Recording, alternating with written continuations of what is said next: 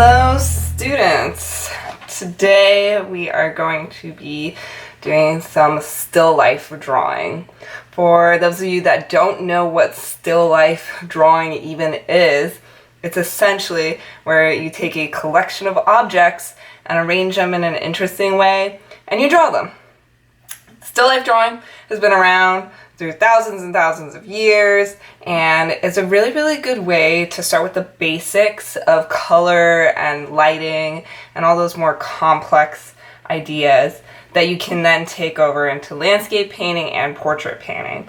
So today we are going to be still life drawing, and then next class we will be coloring that still life. So what you need to do, and I have already done and I will hopefully put up on the screen for you at this point, is you're going to collect in your house about 5 or 6 objects. More than that is fine, less than that is not. And you're going to arrange them really closely together. There should be overlapping, it should be nice and complex. They should be nice colors that either purposefully go together or are purposefully all over the place.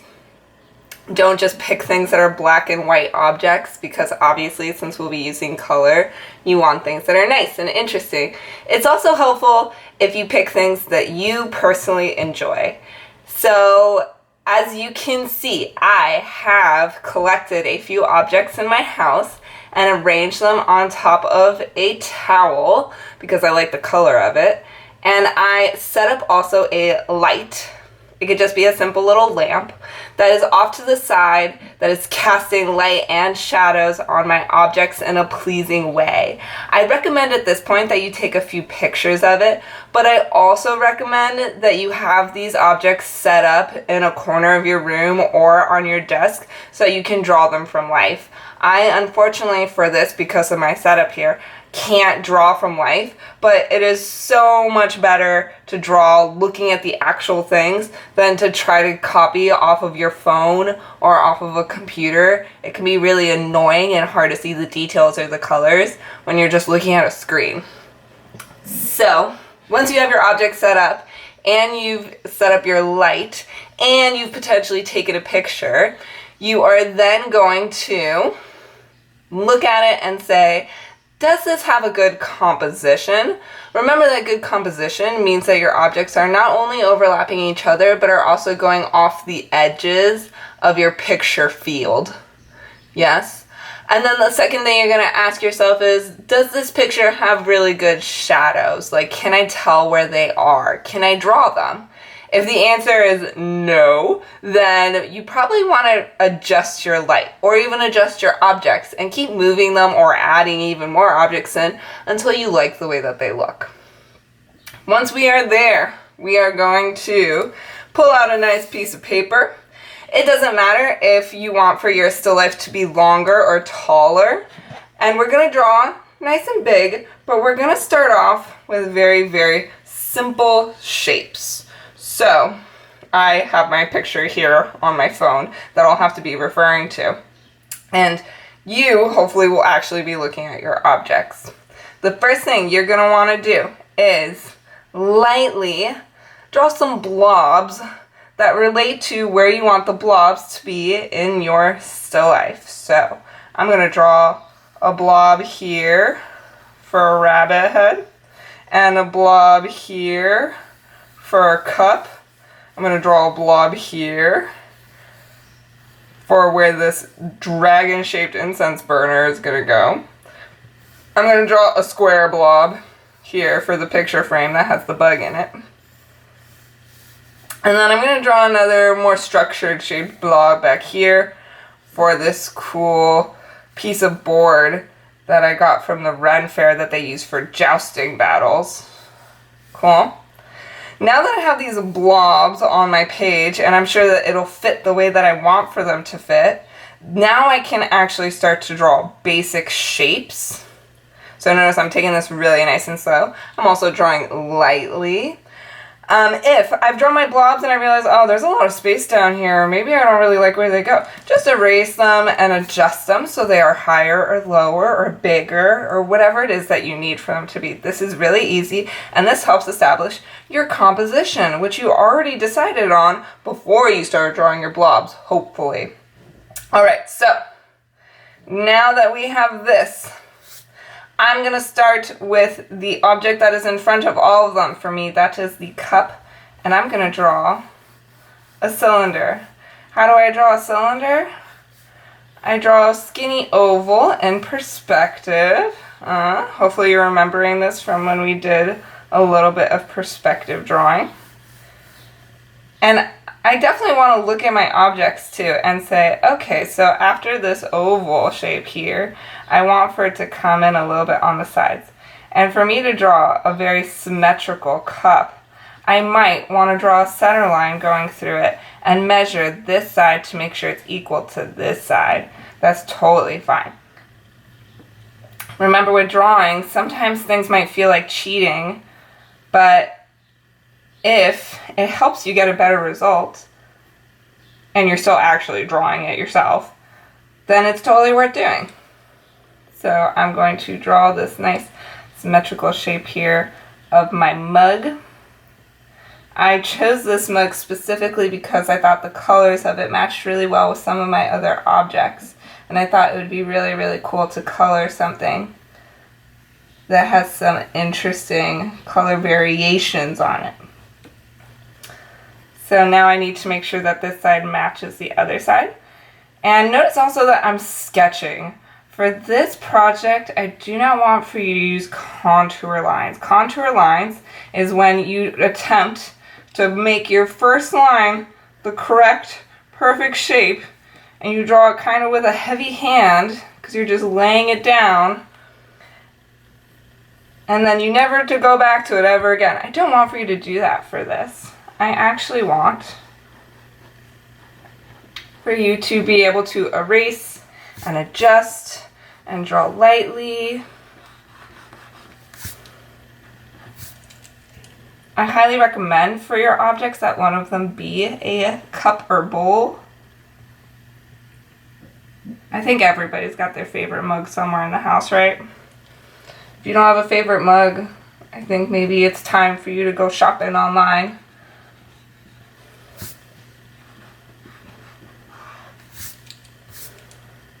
Maybe you just steal one of your family's favorite mugs. I'm sure your dad won't mind. Alright, so I feel really good about the symmetry of this mug. And now I'm going to look at my picture or my actual object in real life and say, where's that handle and what's it doing? Mine is kind of flat, and I can see the shape of it here. And then it comes down. And then it actually starts to go behind my dragon.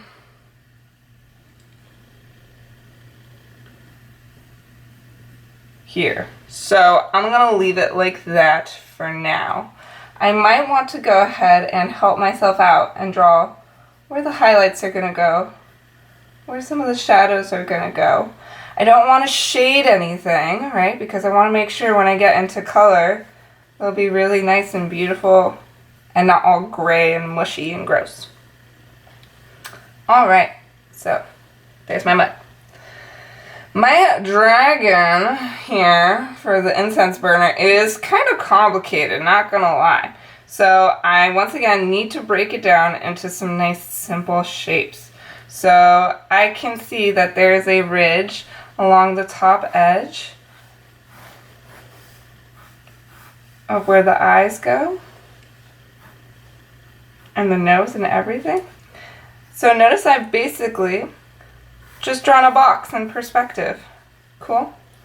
Now, once again, lightly, I'm going to be saying lightly again a lot, I'm going to draw where the eyes are going to go, and they're kind of just lumps, and then where these big horns go. And notice that I don't have to follow the box that I drew perfectly. The box was there to help me find shapes and make sure that they stay looking 3D. I think there's a ridge down here between these. There we go. I have some incense burning right now, actually. It smells really good.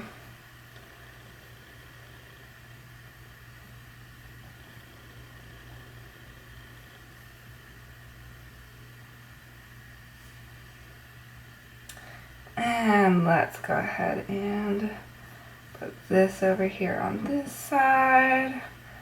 I'm trying to make sure everything stays looking symmetrical.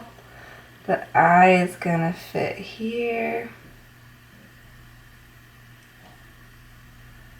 And then there's all these nice smaller shapes inside of my large shapes.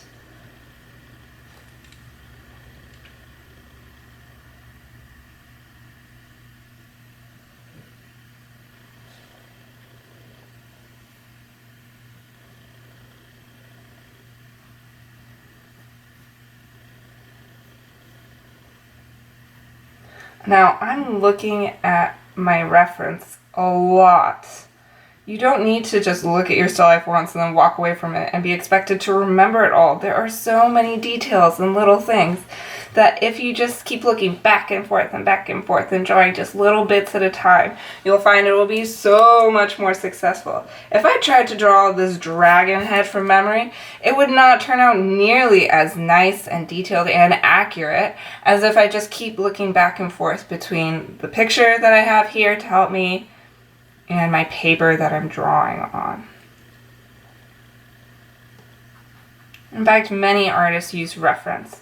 If you think that you're too cool for reference and that you should just be drawing from your imagination station, that is a really, really easy trap to fall into. And you'll find that you might be good at drawing one particular thing, like dogs or something, but then the second you go to draw a cat, you just end up drawing a dog again, because that's all you have in your memory to pull from. And if you don't look at a picture, how are you suspected to know exactly what a cat would look like?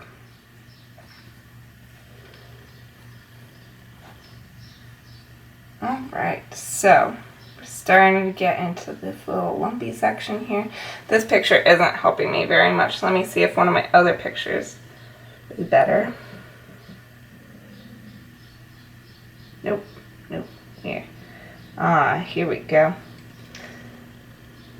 Yeah, so you notice too how sometimes because I took multiple pictures, it can be helpful for me to switch.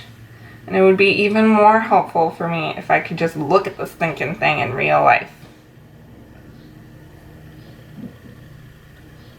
Alright, and he's got these cool nostril things that come up here. Here's the center line.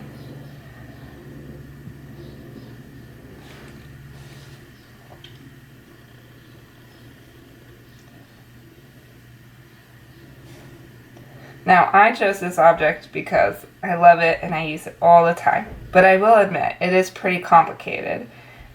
If you have something that you like and use all the time, but it's kind of hard to draw, I would say go for it. I'll be able to help you out if you really struggle with it. I will now be available on Zoom during class times if you run into any issues. It's not mandatory because I want for you to really actually step away from your computers for a little bit and get some for real drawing in.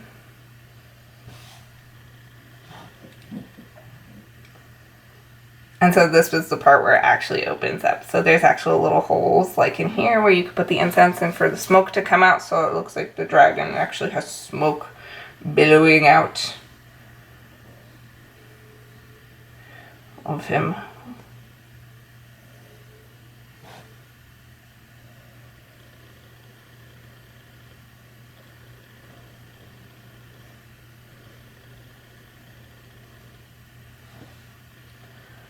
I'm not going to get too caught up in this part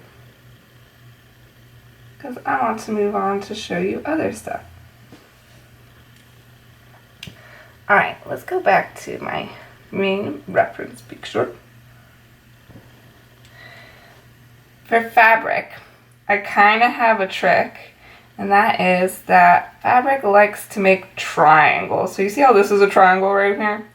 And then you see how this is another triangle right here? And then there's this kind of another triangle of shadow right here. And that's where that fabric is sticking up right there. There's something about fabric that it loves to make triangles. I do also very highly recommend that you put fabric down so that it kind of wraps around your fabrics and gives a really cool, interesting base for you to color and put your stuff on top of. Oh my goodness, I keep tapping up. All right. So let's go ahead and move on to this giant rabbit head. And now I can see that the circle I drew is maybe a little low. So I'm going to start off with the shape of the nose. And then once again, lightly, I'm going to start to draw in some of the contours. So that way, if I decide that I haven't put this in the right place, it's really easy for me to adjust it. The other thing as well that I highly recommend is if you've put something in the wrong place, instead of erasing it and then redrawing it all over again, I recommend that you redraw first and then erase. Because if you erase, the potential for you to just redraw the same mistake over again is obnoxiously high, and you'll really, really get frustrated. If you keep redrawing the same mistake over and over again, you're bound to end up throwing a tantrum eventually. Trust me, I've been there. It is not fun. Alright, so I think that's where my rabbit eye goes. And this one I can't really see on this side because of the shadow and the shape of the head turning away from me.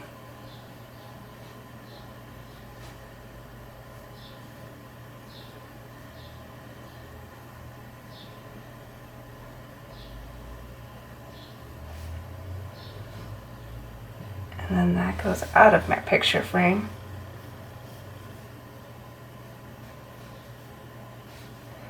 And then, once again, if you are drawing symmetrical objects, it can be helpful to draw a line down the center, especially if you have like lamps or any type of glassware. A lot of objects, you'll quickly notice, have symmetry to them, and they're the same on the left side as they are on the right side.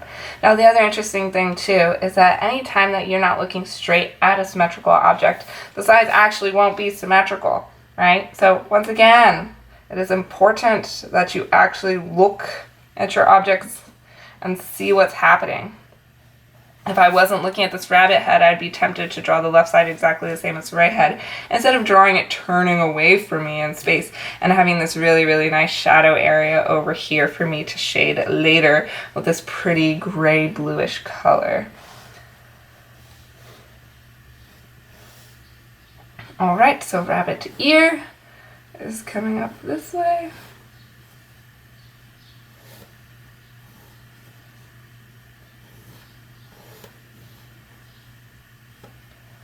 And it's got this crazy little crack in it. This was a prop in a prop room for a long time. I had some friends that worked in a prop room, and they always came home with all these strange, weird objects that people would be getting rid of or hadn't used in a long time.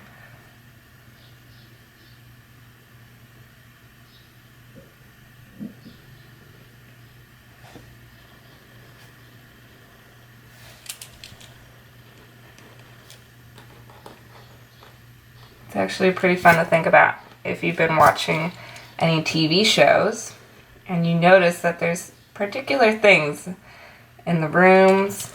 That's called set dressing. And those objects usually go into warehouses or have come out of warehouses. And they kind of just hang out on a set. You've probably heard before of at the end of movies filming or TV shows, sometimes the actors get to take an object off the set that they really, really are partial to.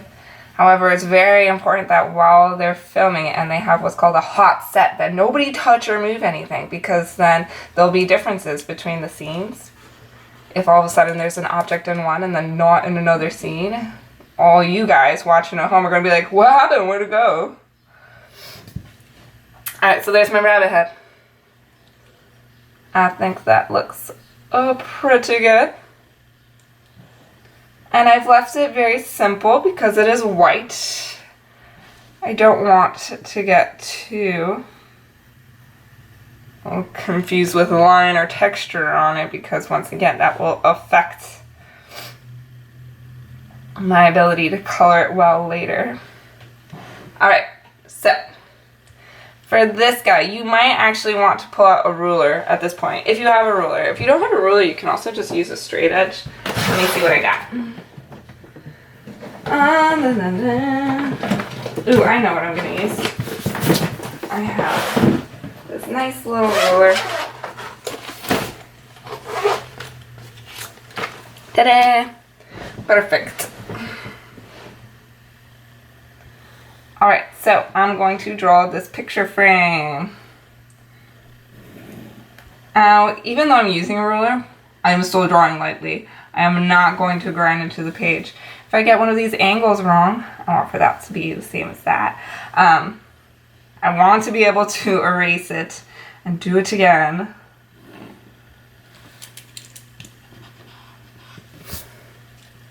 Cool.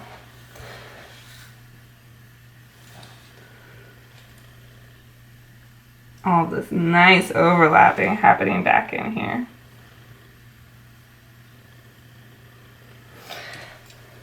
And now let's draw the actual inside edge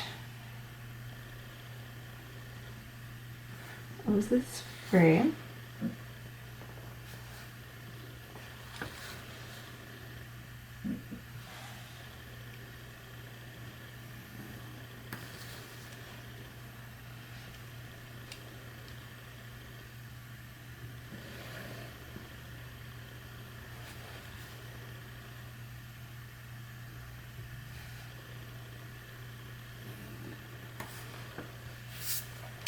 And I want for this frame to have some thickness to it. So let me look at my reference again and see. Okay, I can see some of the top inside, and I can see some of this edge on that outside.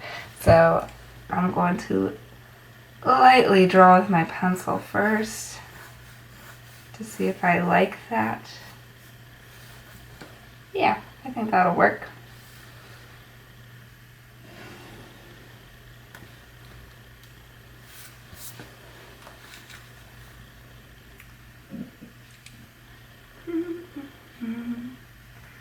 I always end up humming this weird little thing while I'm drawing. In fact, I hope that you guys play some nice relaxing music or something that you enjoy while you're drawing. It can make the experience so much better. I won't even pretend to know what kind of music you guys listen to right now. I used to listen to a lot of rock when I was your age. I thought it was so cool. Alright, so now inside of this picture frame, well, we have glass, and so we'll talk about how it can color glass later. Notice I just put some like shiny stripes on it, and those will basically be spots that will stay white. And then inside of here, once again, we're dealing with symmetry, so a center line and very simple shapes first to break up this really beautiful weird cicada guy that I've got here. In case you haven't already heard, I love taxidermy. Mostly insects though, especially weird rare species. I don't feel bad about it because many times, especially those rare species of giant moths and all that, only live for a week or two, so they aren't framed like this until they naturally pass away. So they still live out their cute little short life, and then we get to preserve their beauty forever, which I think is really, really nice. So one wing.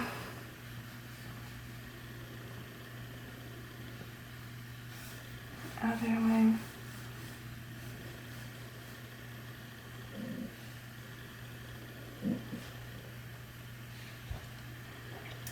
I think I made this a little too big up here. Got a much smaller little head, like that. So don't be afraid to correct or change things, okay? Just because you drew a line doesn't mean you have to live with it forever. It's not like your family.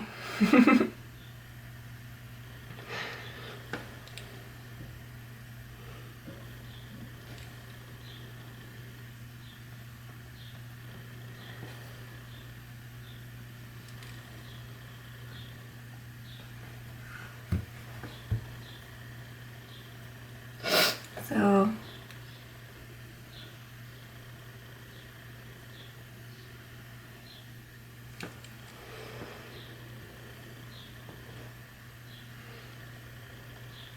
notice also I'm not drawing heavier lines until I feel really good about what I've got down in the first place.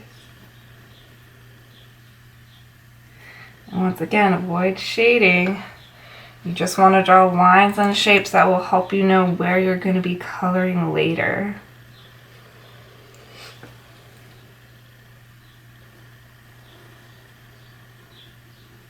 For those of you into the real actual detail, notice I'm also thinking about where the wings actually attach to the body. I can see them attaching on this side of the bug, but they're attaching on the back side of him over here.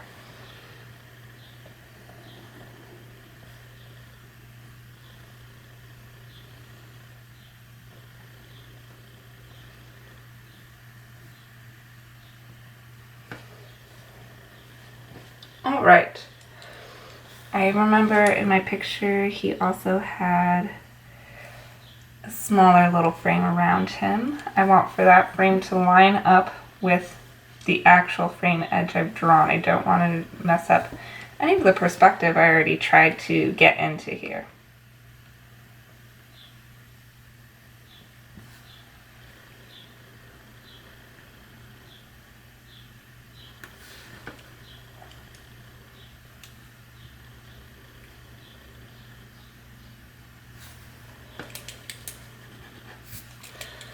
Alright. Now we've got one more object to get in. Once again, if you feel more confident using a ruler for some straight lines, go for it. However, I do recommend doing some nice light sketchy lines first. That way you really know where those things are supposed to go before you commit to them. And just again, just in case you didn't already hear me say it, if it's not right, erase it and do it again, okay? You are not stuck with your line the first time you draw it. You can adjust it. That being said, if you are drawing a line and erasing it and drawing a line and erasing it, then maybe it's time for you to stop erasing a little bit. I know some of you guys out there are perfectionists and you end up just being paralyzed because you can't draw a perfect line. Guess what? There's no such thing as a perfect line. There's a close enough line, and that's what you should be aiming for, is the close enough line.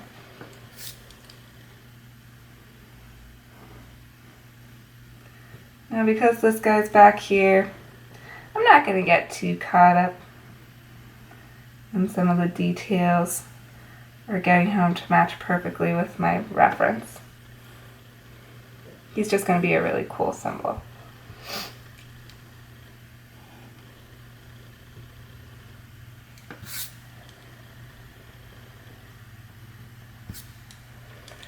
Alright, my camera cut off, which means that I made a 30-minute video. But I was going to say that you want to draw all the way to the edges. If on your paper you didn't draw all the way, then make sure to draw a box showing where you want for your drawing to go up to, because you're going to want to color all the way up to these edges so you have a really beautiful colored piece. And then also, it's okay for you to use your imagination just a little bit at this end stage and say, I want to have a window back here, or I want to have a picture frame, or I want to have extra flowers in that vase. It's up to you. As long as you end up with a piece that looks really nice and colorful and follows these guidelines, you'll be in really good shape. You might even want to say, I want to have a piece of incense sticking out of this guy right here. And I'm going to want for there to be some smoke drifting up. I actually want for it to go mostly straight up first. I don't know if you guys have seen the way that incense usually smokes. It goes straight, and then it kind of does this cool wispy, very Aladdin-like thing. There we go. That's what I want. That'll be really cool.